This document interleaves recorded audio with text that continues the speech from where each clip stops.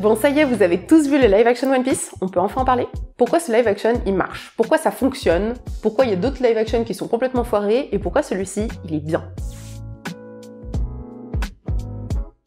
Alors déjà, pour ce live action, le casting, je trouve qu'il est absolument parfait. Tout est parfait, le casting il est on point, tous les acteurs, ils sont bons. Franchement, à part 2-3 persos et encore, qui m'ont pas trop dérangé, honnêtement, ça marche pour tous. Bon, évidemment, le casting, il repose vraiment sur les Mugiwara, surtout le noyau principal. Et les Mugiwara, ils ont tous eu un entraînement de fou furieux pour incarner leur personnage.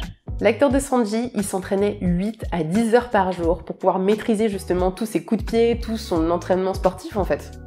L'acteur du Sop, il s'entraînait à tirer au lance-pierre, alors on dirait pas comme ça, mais c'est super chaud hein. Et même Nami, elle s'est aussi entraînée pour se battre avec son bâton. Alors oui, dans le live action, la production a fait le choix de mettre une Nami un peu plus guerrière par rapport au manga, parce que contre Morgane, dans le manga, elle se bat pas. Alors que là, ils ont fait le choix un petit peu de la mettre à se battre avec les autres, et en même temps, je comprends ce choix parce que ça évite qu'elle fasse un peu tâche et qu'elle soit surtout en retrait par rapport aux autres acteurs. Et à côté de cet entraînement au bâton aussi, elle s'est énormément entraînée au karaté, enfin bref, c'est une meuf qui a bossé. L'acteur de Zoro, il avait déjà un bagage d'épéiste, lui, il était déjà dans l'entraînement, etc. Mais se battre avec 3 sabres, c'est autre chose. Et Inaki Godai, l'acteur de Luffy, même si la plupart de ses coups, ils sont un petit peu exagérés avec sa technique du Gomu Gomu avec les VFX, faut quand même que ce soit une sacrée tête brûlée, parce que vu les casquettes qu'il a à faire, c'est chaud pour lui. Donc les acteurs principaux ont été bien choisis, ils ont délivré une performance d'acting qui est plus que correcte. I am the god of stunts! Et en plus, on est quand même face à des personnes qui sont très investies, qui sont très passionnées par l'univers de One Piece, et ça se ressent. Dès les premiers teasers, les premières annonces de live action, on savait déjà aussi que l'équipe de production était tout aussi passionnée que les acteurs.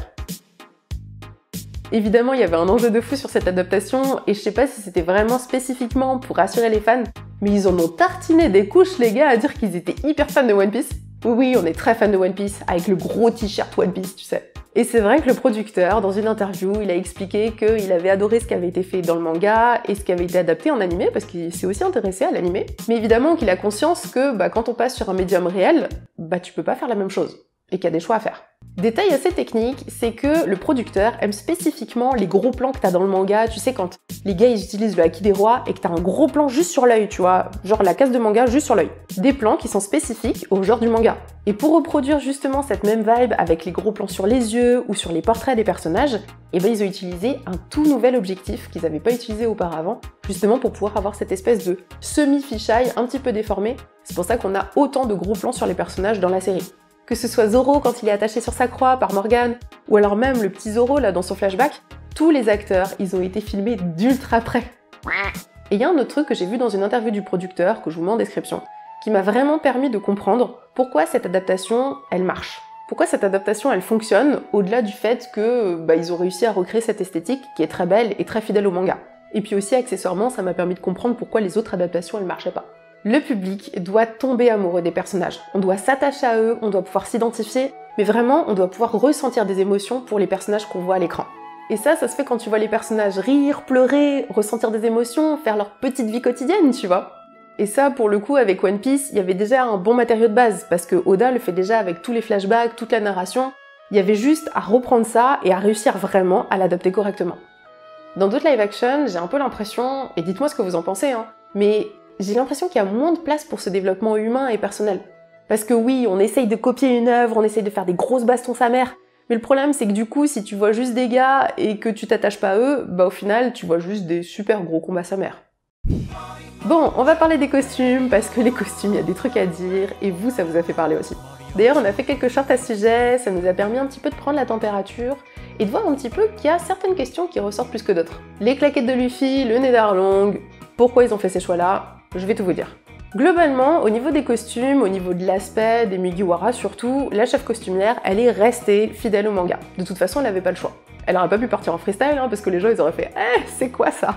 Non mais juste ça, vous vous rendez compte de l'importance des costumes quand même dans une production. Donc, elle a littéralement copié-collé les tenues qu'on voit dans les mangas, mais juste pour leur donner un petit peu plus de profondeur, parce que un manga, c'est quand même très plat à l'image. Elle a décidé de partir sur des tissus qui sont un petit peu texturés. Alors là, c'est un peu technique évidemment, mais au moins je vous donne un petit peu les petits détails pour que vous puissiez voir un petit peu ce qu'il y a derrière un peu plus en détail. Les costumes ils restent assez simples, hein, comme dans le manga. Il n'y a pas trop d'ornements, pas trop d'ajustements, on reste fidèle au matériau de base. Comme outil de référence pour les couleurs, les textures, et puis pour les perruques aussi, les personnages sont tous basés sur le Color Book Volume 1. Le costume de Luffy, gilet rouge, short bleu, évidemment ça a été validé par Oda. Il y a même eu une réunion avec Oda, l'équipe des costumiers et la production pour décider de la taille des boutons du gilet, s'il te plaît. La réunion, le sujet, c'était la taille des boutons du gilet de Luffy. Je le répète. Bref, sinon ce gilet et toute cette tenue de Luffy, si vous avez bien remarqué, ils sont légèrement oversize pour lui. Il flotte un peu dedans. C'est un choix qui a été opéré pour accentuer son côté un petit peu enfantin, naïf, pour montrer un peu ce côté en mode « hey, je suis un gamin et je pars de chez moi, tu vois. » Grand line. Le chapeau aussi qu'il porte, il est un petit peu trop grand pour lui, histoire de vraiment accentuer ce côté « c'est pas mon chapeau, c'est celui de Shanks. » Et Shanks a une plus grosse tête que moi. 34 chapeaux ont été tissés spécifiquement pour ce live action, avec 2 types de tailles différents. Et 2 poids aussi différents pour les moments où Luffy l'avait sur la tête ou dans son dos. Il y a des meufs, pendant toute la durée de la production, leur taf, leur unique job, c'était de tisser des chapeaux. Ça me rappelle un peu le Seigneur des Anneaux avec les 2 gars qui étaient juste là pendant toute la production aussi du Seigneur des Anneaux pour faire des cottes de mailles à la main. Luffy ne porte pas de claquettes, il porte pas de tongs comme dans le manga. On l'a tous grillé dès la première affiche.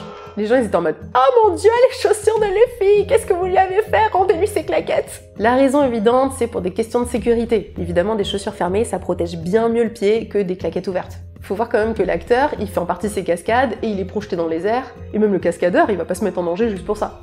Il y a des gens, ils pensent que juste pour ça, c'est un crime de lèse-majesté. C'est à débattre.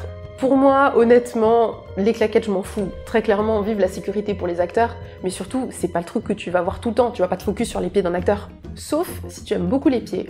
Ou alors, peut-être, dans la scène où il tabasse Arlong et qu'il y a son pied qui sort là. Effectivement, peut-être qu'à ce moment-là, il nous aurait fallu des claquettes en urgence. Bon, sinon, à part ça, Osef des pieds, c'est pas le truc que tu regardes, évidemment, ce qui acte le plus, c'est le visage d'un acteur, hein, voilà. Bon, on passe au meilleur personnage de tous les temps, Zoro. C'est pas Sanji. Pour Zoro, ils sont restés dans la vibe japonaise du personnage, avec sa ceinture de ventre, là son aramaki, et les boucles d'oreilles, les fameuses. Vous saviez que l'acteur, il s'est percé les oreilles exprès pour son rôle de Zoro? Ces boucles d'oreilles, elles ont été spécifiquement créées pour la série, il y a eu un partenariat, alors je sais pas avec quelle marque, hein, impossible de trouver. Mais du coup, ils ont recréé les fameuses boucles d'oreilles de Zoro, pas trop petites pour qu'on puisse les voir de loin, mais pas trop grandes pour pas qu'elles se coincent pendant les cascades. Et les bastons. Vous avez très certainement remarqué que les tenues du Mugiwara, elles évoluent au cours des 8 épisodes. Boum, boum, boum. Évidemment, en termes de narration, c'est hyper important de faire évoluer des tenues pour un personnage, peu importe l'œuvre. Ça permet de montrer qu'il y a du temps qui passe, parce que si le personnage il reste tout le temps avec la même tenue, ça veut dire que du coup, pour le spectateur, on se dit juste qu'on reste dans la même journée tout au long de la narration. Exception faite peut-être pour Brice de Nice, pour qui on voit sa garde-robe et on voit qu'il s'habille tout le temps pareil. Pour faire évoluer les tenues des Mugiwara, l'équipe des costumiers s'est basée sur les designs qu'on voit sur les couvertures du manga, et aussi sur les pages couleurs entre les chapitres dans le manga. Je trouve que ce choix de s'être appuyé sur ces designs-là, c'est assez smart parce que ça dénature pas et ça n'invente rien par rapport au matériau de base. Et ça, c'était hyper important. Le seul petit truc que je peux reprocher au costume, c'est qu'il y a un petit manque d'usure, je les trouve parfois un petit peu trop lisses. Parfois pas trop, on dirait pas qu'ils ont trop vécu quoi. Ça donne un côté un peu neuf, un peu en mode le costume il sort du pressing, il sort de l'atelier des costumiers. Et pourtant on sait qu'il y a des équipes dans la production toujours qui sont dans toutes les productions préposées justement à l'usure. Il y a des gars leur job c'est d'user, de tradosser, de déchirer, enfin bref, de vraiment mettre du vécu sur des costumes. Ce ressenti je l'ai surtout sur les tenues de la marine. Les tenues de la marine, j'ai l'impression que les gars, ils sortent du pressing. Alors ça peut presque se justifier dans l'or parce qu'évidemment quand t'es dans la marine, t'es propre sur toi. C'est quand même bien mieux une voiture propre, non? Ça reste un uniforme militaire. Normalement, t'as un devoir quand même de bien paraître. Même certaines armes aussi, genre l'arme de Mihawk, ou alors l'épaulette de gare, j'ai un peu l'impression que ça fait un peu plat, quoi, un peu cheap, un peu cosplay en fait. J'ai rien contre le cosplay, hein, j'ai fait du cosplay. Ce que j'entends par cosplay, c'est que ça fait pas assez réaliste, tout simplement. Parce qu'évidemment, une épée que tu vas réaliser en résine ou en mousse, ce sera pas la même que celle que tu vas forger pour le Seigneur des Anneaux. Mais en même temps, peut-être que pour One Piece, avec la taille démesurée de certaines épées, le meilleur choix, c'était justement la résine et la mousse. Donc un choix nécessaire. On parlait des tenues de la marine, justement. Et ce que j'ai trop kiffé, c'est que la chef costumière, elle a adapté le design légèrement, mais elle l'a adapté par rapport au manga. Pour les tenues de la marine, la chef costumière est partie des uniformes occidentaux, avec une petite touche asiatique. On voit ça surtout au niveau des manches. La base des vestes blanches de la marine, c'est comme un uniforme militaire qui est boutonné sur le côté, donc rien de nouveau par rapport au manga. Mais les manches en haut, là au niveau des épaules, elles ont un côté suikan. Ces kimonos japonais aux manches qui sont attachées par le dessous de l'épaule et pas par le dessus. Et les suikan, à l'époque Heian, ils étaient portés par les guerriers. Donc ça marche très bien pour la marine. C'est suffisamment original et subtil comme design, et en même temps ça permet de pas laisser tous les soldats avec un type de marcel. Parce que les marcels, en vrai, ça ne va pas du tout à tout le monde. Mais ça marche pas pour tous les acteurs. Du coup, je trouve que ce choix-là, il respecte mieux la différence de corpulence. Le monde se divise en deux catégories. En parlant de corpulence, on va pouvoir parler un petit peu de Garp ou d'Arlong.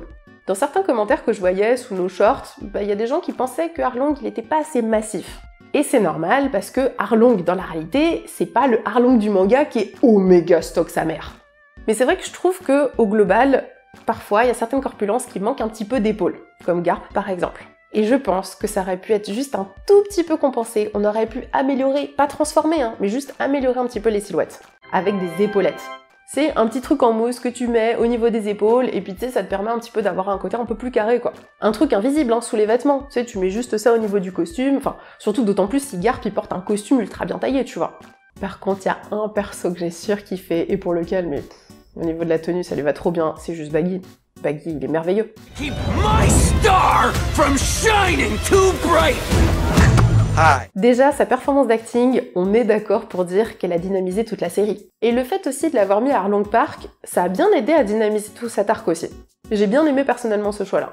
Et le rendu du personnage, il est quand même vraiment cool. Je pense qu'on aurait pu avoir un loupé avec un côté clown quand même. Faut qu'on réalise. Et le maquillage aussi, le fait d'en avoir fait un make-up un peu à la Joker, je trouve que ça lui donne plus de prestance, mais aussi, ça lui donne un côté un peu plus sévère aussi. Par rapport au Joker, j'entends le fait que son maquillage, il est tout crasseux, il dépasse, il déborde, il est pas net. Eyes and ears everywhere. Moi personnellement, j'y vois aussi une petite référence au premier concept art qu'on avait de Baggy, qui était vraiment comme le Joker de Batman. Le genre d'anecdote ultra croustillante que j'adore savoir, c'est que la chef costumière, elle a pris un vieux tapis marocain pour faire le petit gilet de Baggy là. Baggy, grosse surprise et gros coup de cœur aussi, franchement, même il m'a réconcilié un peu avec le personnage que je trouvais grave horripilant dans le manga. À le voir tout le temps crier, j'étais en mode oh putain il y a encore Baggy et tout, alors que là je suis en mode j'ai hâte de le revoir. On parlait du maquillage de Baggy, ça me permet de vous parler un petit peu du maquillage des hommes poissons. Dans le cas d'Arlong, c'est même plutôt un gros travail de prothèse surtout. Pour Arlong, ils ont essayé plusieurs modèles de prothèses avec différentes tailles pour tester celle qui leur plaisait. Oui, ce qu'on voit à l'écran, ça leur plaît. Ça leur plaît. Je sais que les requins ont mauvaise réputation et qu'ils font peur, mais c'est pas le cas partout. Ça a été réfléchi. Ils se sont couchés, ils se sont réveillés avec la satisfaction de se dire que ça leur plaît. Oui, donc ils ont pas fait exactement le même nez qu'on voit dans l'animé ou dans le manga, on l'a tous remarqué. C'est un nez de requin-ci. Et ça, si tu le transposes dans la réalité, le résultat, il est pas ouf. Fallait ajuster cette prothèse sur un humain avec des proportions justement humaines. C'est juste pour ça, tu peux pas avoir un humain avec une prothèse comme as, mon pote, c'est pas possible. C'est juste pas possible. Pour l'acting, ça aurait gêné, pour les mouvements, ça aurait gêné, franchement, ça aurait été moche. Ah oui, et puis ce design-là du nez d'Arlong, il a été validé par Oda. Par contre, il y a un truc que je surkiffe sur Arlong, c'est sa couleur de peau. Je trouve qu'ils ont vraiment fait un choix qui était ultra réfléchi aussi. Ils ont voulu donner des petites nuances un peu violettes métalliques sur la peau. Ces petites nuances métalliques, ça donne un espèce de glow à sa peau qui marche hyper bien avec le côté homme poisson. T'as pas l'impression que cette peau elle est toute plate? Et surtout, ce côté un peu glow, un petit peu presque humide, ça marche très bien avec justement les hommes poissons parce que c'est de la peau de requin, de la peau mouillée presque. On a toujours l'impression qu'il sort de l'eau à n'importe quel moment.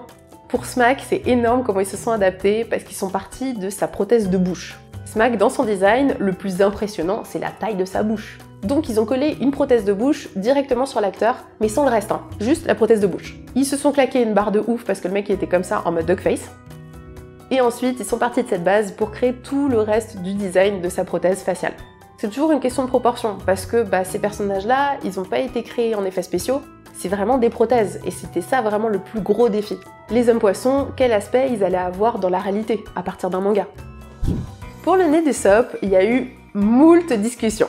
Les showrunners, Oda, les prothésistes, ils ont envisagé de lui mettre un nez aussi long que dans le manga. C'est juste que entre un manga et la réalité, tu croises pas un mec avec un nez de la taille d'un crayon tous les jours dans la rue. Alors pourquoi tu le ferais dans une série? Donc oui, l'idée c'était de garder une sorte de réalisme. Mais aussi, pour l'acting, c'était beaucoup plus facile pour les autres acteurs qui bossaient avec justement Usopp De pas avoir un mec en face d'eux, comme ça, avec un nez hyper long qui les aurait perturbés. Est-ce qu'on se serait vraiment attaché à Usopp? Est-ce qu'on l'aurait vraiment kiffé s'il avait eu son nez hyper long? Est-ce qu'on l'aurait pas trouvé un peu ridicule aussi? Moi personnellement d'ailleurs, en parlant d'Usopp, je me suis réconciliée aussi avec le personnage. Autant dans le manga, il m'embête un peu, autant là je trouve que l'acteur est juste parfait. Il est parfait. Et perso, à aucun moment je me suis dit « Ah, il lui manque un nez là ». Le fait de pas avoir fait de prothèse pour Usopp, c'est pas de la flemme, parce qu'il y a des toutes petites prothèses ultra cachées, comme sur Mary. Mary, le majordome de Kaya, qui ressemble à un bélier, pour renforcer son aspect visuel de bélier, ils lui ont même mis des toutes petites prothèses là, juste là. Ça lui donne ces petites babines de bélier là. Ah, dernier truc aussi, les perruques. Il y en a que j'ai trouvé très bien, et il y en a pour lesquels j'étais en mode bah... Sanji par exemple, c'est pas ses cheveux, mais ça pourrait vraiment être ses cheveux. Je trouve que ça marche bien. Zoro la même en plus le fait de voir des cheveux verts dans la réalité, je sais pas, ça m'a pas choqué. Est-ce que c'est parce que c'est Zoro et que de toute façon je valide tout chez Zoro? Mais par contre Nami, il y a certaines de ses perruques, pas ouf. Alors il y avait 2 perruques différentes a priori pour Nami, une pour les cheveux sales, tous les moments où elle est censée être sur le bateau, en mer, en mode elle se prend l'air marin dans la gueule, elle a du sel plein les cheveux, etc. Donc normalement elle est censée avoir les cheveux crades. Et une autre perruque où elle est censée avoir les cheveux propres. C'est juste que je sais pas si c'est la couleur rousse ou peut-être le fait que j'ai aussi vu peut-être l'actrice un peu plus blonde que rousse, ça me choque un peu plus. Je trouve que pour elle c'est dommage, mais ça se voit qu'elle porte une perruque. Un truc intéressant aussi, c'est la façon dont la production a géré les VFX. Tous les personnages qui n'existent pas dans la réalité, mais qui eux ont été modélisés, comme le Martin Facteur, ou alors même les monstres marins, celui qu'on voit qui bouffe le bras de Shanks. Oui, c'est pas des personnages, c'est plutôt des animaux. Est-ce qu'un monstre marin est un animal? Il y a vraiment eu tout un travail d'adaptation par rapport aux proportions, en partant d'animaux qui existent dans la réalité, et en se disant qu'est-ce que ça peut donner dans un monde tel que One Piece si on essaie de lui donner un côté réaliste. Les Martin Facteurs, ils sont partis des mouettes, ils sont partis des goélands. Le problème, c'est qu'une mouette ou un goéland, ça ne peut pas porter un petit chapeau. Ça ne peut pas porter un sac plein de courrier. Donc forcément, les Martin Facteurs, ils sont plus grands que n'importe quel oiseau marin qu'on a dans la réalité. Le monstre marin, là, dont je vous parlais contre Shanks, il y a eu un énorme effort d'adaptation pour lui donner une énorme masse, mais genre une grosse masse musculaire. Les yeux, le côté terrifiant, même, on a vraiment l'impression qu'il est même plus grand que celui qu'on voit dans le manga. Et quelque part, il légitime un petit peu plus le fait que Shanks ait perdu son bras. Pour moi, ce live action, c'est un grand oui. Franchement, pour moi, c'est réussi, et merci franchement d'avoir réussi. J'ai rien à dire vraiment de négatif, à part ce que je vous ai mentionné un petit peu avant, mais c'est des petits détails, il n'y a rien de rédhibitoire par rapport à l'œuvre globale, par rapport à ces 8 épisodes. À part peut-être le fait que les escargophones, quand tu les vois dans la réalité, ils sont dégueulasses. The Marines are here. Franchement, ils font flipper de ouf, un escargophone dans la réalité, mais... Hello! Bon, honnêtement, les mecs, ils ont bien bossé, ils ont consulté la team d'Oda, ils ont fait toutes leurs recherches, ils ont pris leur temps pour créer cette toute première saison. Et justement, c'est peut-être ça qui fait la différence par rapport à toutes les autres productions. Et même, j'ai kiffé le fait qu'un créateur de contenu uniquement centré sur One Piece, Arthur, qui a été consulté spécifiquement pour certains aspects de One Piece justement.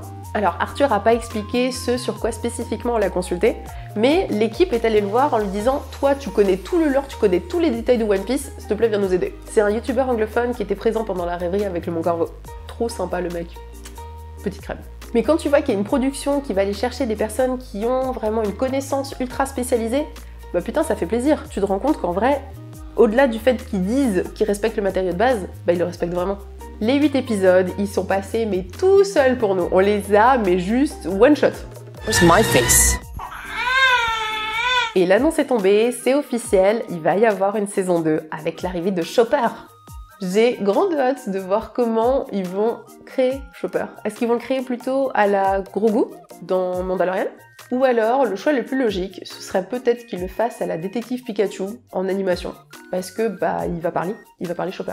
Est-ce que vous aussi, vous avez hâte de voir Chopper? Est-ce que vous avez hâte aussi de voir cette saison 2? Est-ce que pour vous, ça vous a rassuré justement de voir toute cette série? Ou est-ce que vous dites que, bof, c'est bien, ça aurait pu être mieux peut-être?